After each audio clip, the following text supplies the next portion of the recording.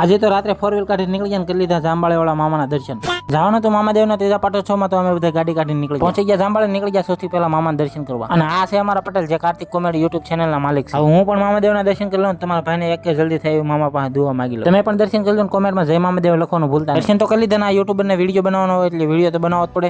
રાત્રે આ ખીજડાનો વ્યૂ પણ મસ્ત આવતો. મામાને ધરેલ તો સપન ભોગના આ બાજુ મામાનો છાપો પણ મૂકેલો હતો. દર્શન કરી નીકળી ગયા ડાક ડમરો જોયો, ત્યાં તો અહીંયા આવ્યું મોજ હતી.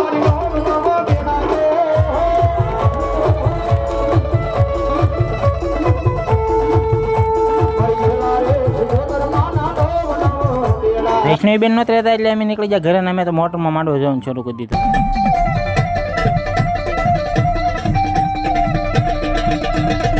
અમારા વૈષ્ણવીબેન ડાકલામાં પણ ડિસ્કો કરવાની મજા આવે.